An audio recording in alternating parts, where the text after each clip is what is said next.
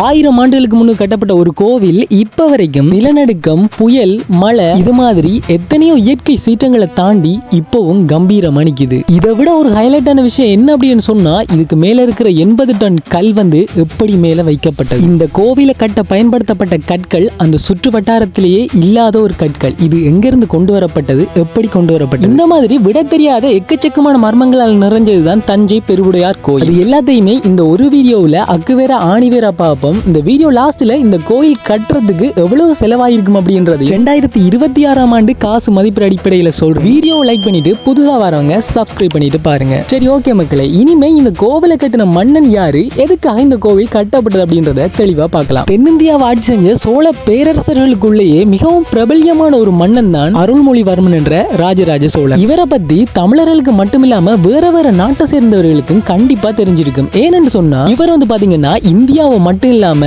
இலங்கை, யாவா, Sumatra போன்ற எக்கச்சக்கமான நாடுகளை கைப்பற்றி ஆட்சி செஞ்சிருக்கு. இவரோட ஆட்சி காலம் பாத்தீங்கன்னு சொன்னா கிறிஸ்துவுக்கு பின் 1985ஆம் ஆண்டுல இருந்து கிறிஸ்துவுக்கு பின் 1014ஆம் ஆண்டு வரைக்குமான 29 வருடங்கள் சோழ பேரரசு ஆட்சி செஞ்சிருக்கு. இவரோட ஆட்சி காலத்து தான் சோழ பேரரசோட பொற்காலம் என்று வேற சொல்லியிருக்காங்க. இந்த மாமன்னன் ராஜராஜ சோழன் இலங்கையில பாத்தீங்கன்னு சொன்னா 2ஆம் சிவாலயம் என்ற ஒரு சிவாலயத்தை கட்டியிருக்காரு. இது மட்டும் இல்லாம தான் கைப்பற்றின நாடுகள் ஃபுல்லாவே சிவாலயங்களை இவர் கட்டியிருக்காரு. இதுல இருந்து இவர் எவ்வளவு பெரிய சிவபக்தன் அப்படின்றது உங்களுக்கே நல்லா தெரிஞ்சிருக்கும். இவரோட சிவபக்தியை இன்னும் எடுத்து காட்டுற விதமா சிவபாத கேசரன் அப்படின்ற புனைப்பெயர் இவருக்கு வழங்கப்பட்டிருக்கு. இப்படிப்பட்ட ராஜராஜ சோழன் ஆட்சி காலத்துல எக்கச்சக்கமான கோயில்கள் தென்னிந்தியாவில் காணப்பட்டிருக்கு. தென்னிந்தியாவில் காணப்பட்ட அத்தனை கோயில்களை விடவும் சிவனுக்கு மிக பிரம்மாண்டமான ஒரு பிரமிக்கத்தக்க சிவாலயம் கட்டணம் அப்படின்னு ராஜராஜ சோழனுக்கு எழுந்த கனவு தான் இப்ப இருக்கிற தஞ்சை பெருவுடையார் கோயில். தென்னிந்தியாவில் காணப்படுற மற்ற கோயில்களை விட இது சிறப்பு மிக்கதா இருக்கிறதுக்கு காரணம் பிரம்மாண்டமா இருக்கிறது மட்டுமில்லாம எக்கச்சக்கமான மர்மங்களும் இந்த கோயிலுக்கண்டே தனித்துவமா இருக்கிற ஒரு சில பண்புகளும் 1000 வருடம் கடந்தும் இந்த கோயிலோட புகழை இப்பவும் பறைசாற்றிட்டு இருக்கு. இதுக்கு அப்புறமா தான் இந்த கோயில்ல இருக்கிற சிறப்பு அம்சங்களையும் மர்மங்களையும் ஒவ்வொன்றா தெளிவா பார்ப்போம். தஞ்சை பெருவுடையார் கோயில் பாத்தீங்கன்னு சொன்னா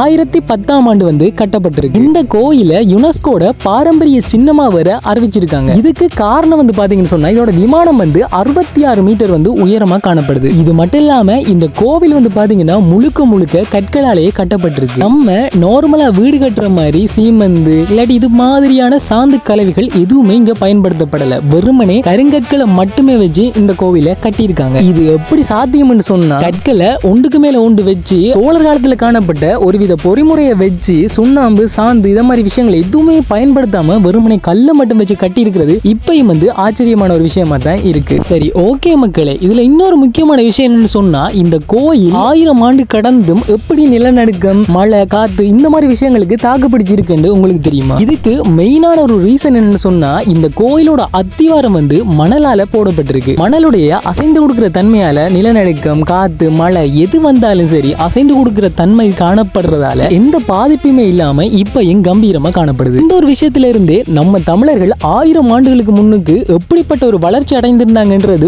துல்லியமா விளங்குது. இது மட்டும் இல்லாம இந்த கோவிலை கட்டுறதுக்கு பயன்படுத்தப்பட்ட கருங்கற்கள் இந்த ஒரு காவேரி சமவெளி பகுதியில் கிடைக்காத கற்களாக காணப்படுறதால இந்த கற்கள் எல்லாமே திருச்சிக்கு அருகில் இருக்கிற மாமலை, பெரம்பலூர் மாவட்டத்தில் பச்சைமலை அது அண்மித்த பிற பகுதியிலிருந்து கொண்டு வரப்பட்டிருக்கலாம் என ஆய்வாளர்களால குறிப்பிடப்படுகிறது. அப்படின்னா நல்லா யோசிச்சு பாருங்க மக்களே, இந்த கோவிலை கட்டுறதுக்கு பயன்படுத்தப்பட்ட கற்கள் கூட அந்த ஒரு பிரதேசத்திலிருந்து எடுக்கப்படல. அப்படின்னா இந்த ஒரு கோவிலை கட்டி முடிக்கிறதுக்கு எத்தனை வருஷங்கள் எடுத்திருக்கும், இந்த கோவிலை கட்டுறதுக்கு கல்லுக்கு மட்டுமே எவ்வளவு நிதி ஒதுக்கப்பட்டிருக்கும் அப்படின்னு. இப்ப இருக்கிற இந்த ஒரு நவீன காலத்துல கூட எந்த ஒரு ஆட்சியாளர்களாலையும் இப்படிப்பட்ட உன்னதமான படைப்புகளுக்கு பக்கத்துல போற மாதிரி ஒரு சின்ன ஒரு கோவில் கூட கட்ட முடியாது. அதுவும் நம்ம தமிழ்நாடு பாத்தீங்கன்னு சொன்னா 1000 ஆண்டுகளுக்கு முன்னுக்கு எப்படி இருந்தது இப்ப எப்படி இருக்குன்னு பார்க்கும்போது தமிழர்கள் அப்படின்னு சொல்லி மார்த்தட்டக்கூடிய தகுதியை இழந்துட்டு வர அப்படின்னு சொல்றதுதான் நிதர்சனமான உண்மை. சரி, ஓகே மக்களே, இதுக்கு அப்புறமா அந்த 80 டன் கல்ல எப்படி கோபுரத்தோட உச்சியில கொண்டு போய் வச்சாங்க அப்படின்றத பத்தி விளக்கமா பார்ப்போம். கோவில் விமானத்தினோட உச்சியில இருக்கக்கூடிய இந்த ஒரு கல்ல கும்பம்னு சொல்லியும் அழைப்பாங்க. தஞ்சை பெருவுடையார் கோயில் இருக்கிற இந்த ஒரு கல்லோட சிறப்பம்சம் என்னன்னு சொன்னா இந்த ஒரு கல்லு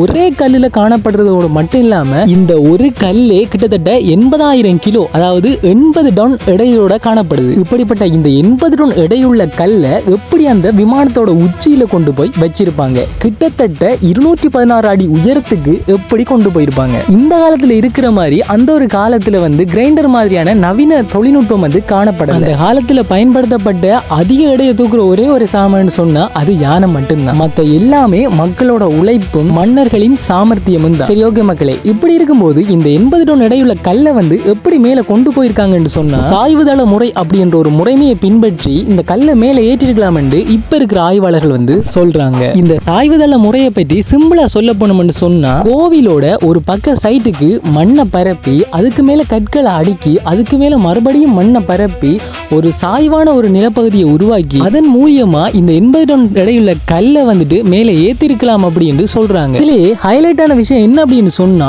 80,000 கிலோ எடையுள்ள ஒரு கல்லை யானை, மனித வலு இது ரெண்டையுமே அடிப்படையா வச்சுக்கொண்டு இந்த ஒரு முறைமை மூலியமா 216 அடி உயரத்துக்கு ஏத்துறதுன்றது இப்பயும் ஆய்வாளர்களை மட்டும் இல்லாம கேட்கிற மக்களை கூட ஆச்சரியப்படுத்துறதா தான் இருக்கு. நீங்களே சொல்லுங்க மக்களே, 80,000 கிலோ எடையுள்ள ஒரு கல்லை 216 அடி உயரத்துக்கு இப்ப இல்ல 1000 வருடங்களுக்கு முன்னு கொண்டு போயிருக்காங்கண்டா அது ஒரு சின்ன விஷயமா? நியாயமா பார்த்தா இப்படி ஒரு மாபெரும் படைப்பை தமிழினத்துக்கு கொடுத்ததுக்கு ராஜராஜ சோழனுக்கே ஒரு தனி கோவில் கட்டணும். ஆனா நம்ம தமிழினத்துக்கு இவ்வளவு பெரிய சொத்தை விட்டுட்டு போன ராஜராஜ சோழனோட சமாதி வந்து இப்பவும் தென்னிந்தியாவில் சேதாரமடைந்து கவனிக்கப்படாத ஒரு நிலையில காணப்படுது. தமிழ்நாடு அரசு ஏன் இந்த ஒரு இடத்தை பேணி பாதுகாக்காம இருக்காங்கன்னு சொல்லி எனக்கு இப்பவும் தெரியல. சரி, ஓகே மக்களே, இப்பதான் நம்ம ஒரு முக்கியமான ஒரு விஷயத்துக்கு வந்திருக்கோம். அது என்ன அப்படின்னு சொல்லி பார்த்தோம்னு சொன்னா இந்த தஞ்சை பெருவுடையார் கோயிலுடைய நிழல் வந்து தரையில விழாது அப்படின்னு சொல்லி பரவலாக பேசப்பட்டு வருது. இதுக்கு காரணம் என்ன? தரையில நிழல் விழாது அப்படின்றது உண்மைதானா அப்படின்றத இனி விளக்கமா பார்ப்போம். இந்த தஞ்சை பெருங்கோயிலுடைய நிழல் வந்து தரையில விழுது, அதாவது வந்து நார்மலா வந்து தரையில படும்.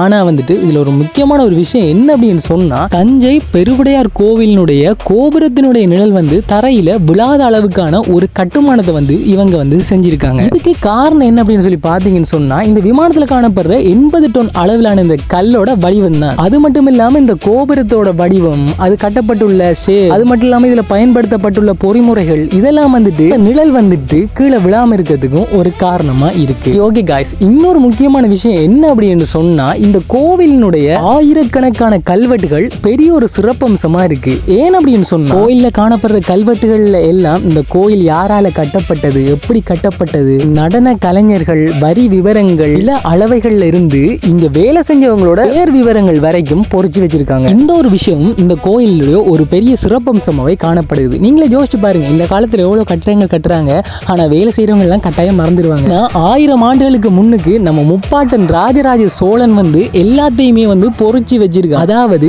அந்த ஒரு கோயில்ல வேலை செஞ்சவங்களுக்குரிய மரியாதையை கூட கொடுத்திருக்கான் அப்படின்றதான் நிதர்சனமான உண்மை. பரவாயில்ல, நம்ம தமிழ் முப்பாட்டன் ராஜராஜ சோழன் பெரிய மனசுக்காரன் அப்படின்றத நிரூபிச்சுட்டான்டாப்பா. சரி, ஓகே மக்களே, இதுக்கப்புறமா இங்க காணப்படுற சிவலிங்கத்தை பத்தியும் நந்தி சிலையை பத்தியும் சுருக்கமா பார்ப்போம். காணப்படுற சிவலிங்கம் பெரிய ஆவுடைய கொண்டிருக்கிறதால பெருவுடையார் என அழைக்கப்படுறதோட மட்டும் இல்லாம மகாமேரு அப்படின்ற பெயராலையும் அழைக்கப்படுகிறார். இங்க காணப்படுகிற நந்தி சிலை வந்துட்டு இந்தியாவில் இருக்கிற மிகப்பெரிய நந்தி சிலைகள்ல ஒன்றா காணப்படுறதோட மட்டும் இல்லாம ஒரே கல்ல செதுக்கப்பட்ட ஒரு நந்தி சிலையாகவும் காணப்படுகிறது. அதாவது இங்க விமானத்துல காணப்படுற கல்லு, மூலவருடைய சிலையா இருக்கட்டும், அது மட்டும் இல்லாம நந்தி சிலையா இருக்கட்டும், எல்லாமே ஒரே கல்ல வந்து செதுக்கி இருக்காங்க. இந்த ஒரு விஷயமே சோழர்கள் எப்படிப்பட்டவர்கள், எப்படி வாழ்ந்தாங்க அப்படின்றத இருக்கிற நம்ம ஜெனரேஷனுக்கு படம் போட்டு காட்டுது. சரி, ஓகே மக்களே, இதுக்கப்புறமா இந்த கோயில் கட்டுறதுக்கு எவ்வளவு நிதி செலவாயிருக்கும் அப்படின்றத பார்த்துட்டு வீடியோவை முடிப்போம். தஞ்சை பெருவுடையார் கோயில் கட்டுறதுக்கு எவ்வளவு தங்கம், எவ்வளவு நிதிகள், எவ்வளவு செலவாயிருக்கு அப்படின்றத புத்தகங்கள்ல இருந்து எக்கச்சக்கமான டீட்டெயில்ஸை தேடி பார்த்துட்டேன். ஆனா எதுலையுமே வந்து எவ்வளவுன்றத குறிப்பிட்டு சொல்லவே இல்லை. ஓகே, நம்ம தேடி பார்த்ததுல தான் கிடைக்கல. ஏஐக்கு சரி தெரிஞ்சிருக்குமேன்னு சொல்லி சகல ஏஐயும் பிடிச்சி கேட்டு பார்த்துட்டேன். ஆனா அந்த ஏஐக்கு கூட எவ்வளவு செலவாயிருக்கும் என்று குத்து மதிப்பா கூட தெரியல. சோ மக்களே, இதுல இருந்து தஞ்சை பெருவுடையார் கோயில் தமிழர்களுக்கு கிடைச்ச எவ்வளவு பெரிய பொக்கிஷம் என்றது கண் கூட தெரியும். நம்மளால இதே மாதிரி இன்னொரு விஷயத்தை உருவாக்க இயலாது, ஆனா இருக்கிற விஷயங்களை பேணி பாதுகாக்க இயலும். ஆனா நிறைய இடத்துல தமிழ் பொக்கிஷங்கள் புதஞ்சு போயிருக்க தவிர பாதுகாக்கிற மாதிரி எனக்குண்டா தெரியல. சரி, ஓகே மக்களே, யாரெல்லாம் தஞ்சை பெருவுடையார் கோயிலுக்கு போயிருக்கீங்க அப்படின்னு சொல்லி கீழே மறக்காம ஒரு கமெண்ட் போடுங்க. நான் இலங்கையில இருக்கிறதால இதுவரைக்கும் அந்த கோயிலுக்கு போனதில்லை, ஆனா போகணும்னு சொல்லி நிறைய ஆசை இருக்கு. கண்டிப்பா ஒரு நாள் போவேன். நீங்க வீடியோ பிடிச்சிருந்தா லைக் பண்ணிட்டு நம்ம சேனலை சப்ஸ்கிரைப் பண்ணி வச்சுக்கோங்க.